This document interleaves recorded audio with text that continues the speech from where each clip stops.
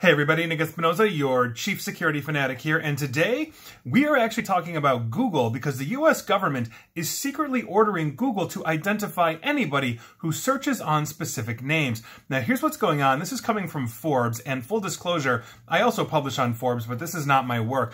And what we're talking about here are keyword warrants.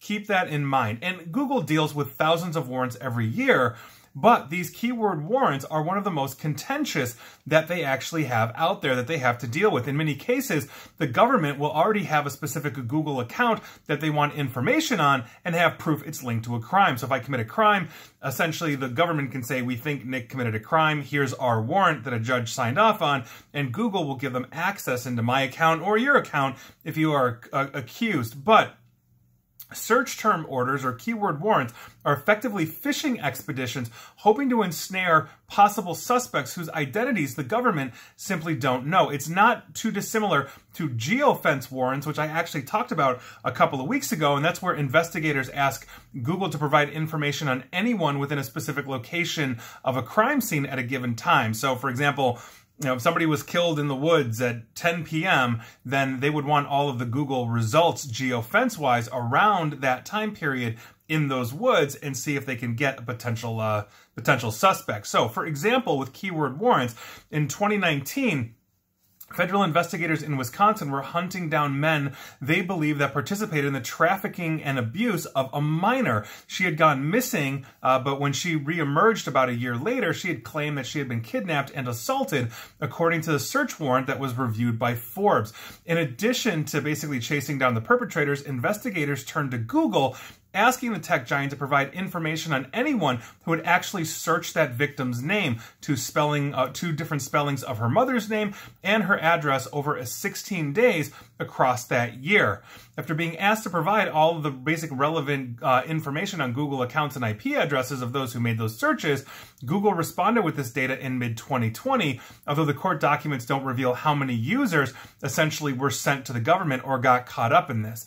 Now, before this latest case, only a few keyword warrants had been made public previously. One revealed in 2020 asked for anyone who had searched for the address of an arson victim who was witness in the government's racketeering case against singer R. Kelly. If you recall, he was recently convicted on a bazillion counts of a whole bunch of stuff. He's going to be spending his life behind bars. Good riddance. Another one, detailed in 2017, revealed that a Minnesota judge signed off on a warrant asking Google to provide information on anyone who had searched a fraud victim's name from within the city of Edina, where this crime took place. Keyword warrants were also used in the investigation into the serial Austin bombings in 2018, which resulted in the death of 2 people. Now, the latest Wisconsin case, though, shows Google is continuing to comply with such controversial requests, despite concerns over their legality and the potential to implicate innocent people who happen to search for relevant terms. So what if that victim, for example, had the same name? There's 2 Bill Smiths in, the city of Edina, Minnesota, and I happen to be Googling Bill Smith, and I'm now caught up in that, and I have nothing to do with this. So my government, my search terms, my information, my identification is now going to the government as part of a criminal investigation. That's essentially what we're talking about here. Now, from the government's perspective in Wisconsin, though, the scope of the warrant should have been limited enough to avoid the implication of innocence because the number of people searching for the specific names, addresses, and phone numbers in that given time frame was likely to be low. And again, if I am searching for my friend Bill Smith, not the murdered Bill Smith down the street, there you go. I am an innocent getting caught up in this. Now, privacy experts are obviously concerned about the precedent that is set by these kinds of warrants and the potential for any such order to be a breach of the Fourth Amendment that we have here. Basically, this is the protection from unreasonable searches. There's also concerns about First Amendment freedom of speech issues, given the potential to basically cause anxiety amongst Google users that their identities could be handed over to the government because of what they simply searched for. So there's more than basically, there's more that the government can get with such requests, from Google than account identities and IP addresses. In Wisconsin, for example, the government was actually hopeful that Google could provide cookie IDs belonging to any users that made these searches. Now, these cookie IDs, and I quote, are identifiers that are used to group together all searches conducted from a given machine for a certain time period. Such information allows investigators to ascertain, even when the user is not logged into the Google account, whether the same individual may have conducted multiple pertinent searches. That's according to the government. Now, there's another disturbing aspect to the keyword search warrant as well, and that's that the government had actually published the kidnapping victim's name, her Facebook profile, now that's no longer accessible, her phone number and address, and obviously this is a potential breach of the privacy of a minor. Now, the government has now sealed that document, though it was only alerted to the leak after Forbes had contacted the Justice Department for a comment, meaning they didn't realize they had put this out into the public. Possibly human error, possibly a clerical error, possibly something else.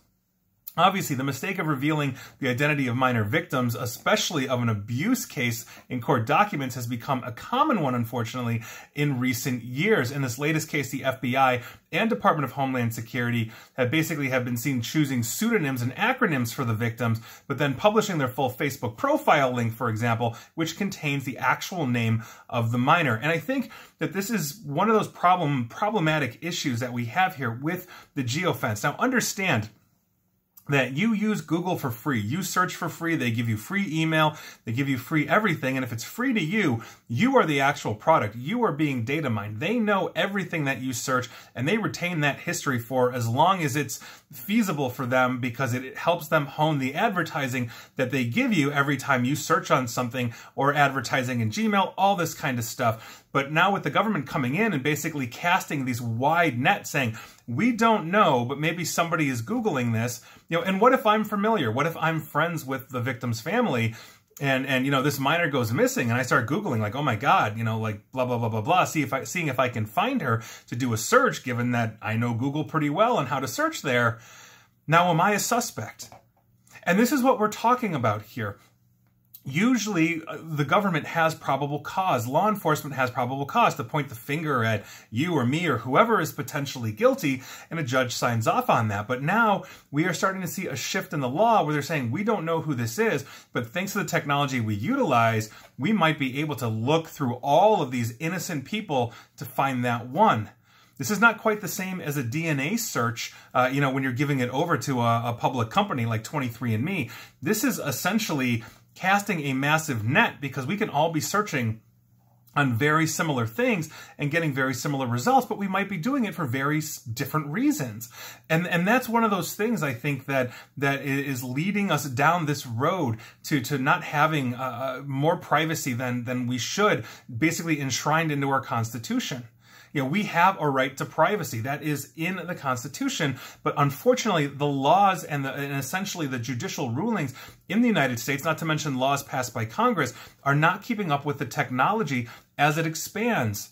We are seeing what happens when Facebook is basically given free rein to do whatever they want. I've been reporting on that for years, but the last couple of weeks have been bombshells, understanding they have such an intimate amount of data on us that this is a huge problem, and Google is no different.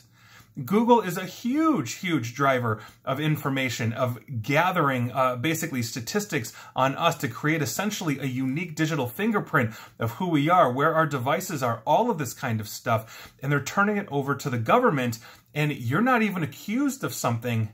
You simply happen to search for the wrong thing or be in the wrong place at roughly the wrong time.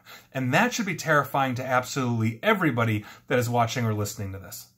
And please like, share, follow me here on Facebook and Twitter at NickAESP. And please feel free to subscribe to me at YouTube as well. And as always, stay safe, stay online, and please, please, please attempt to stay private. Thanks, everyone.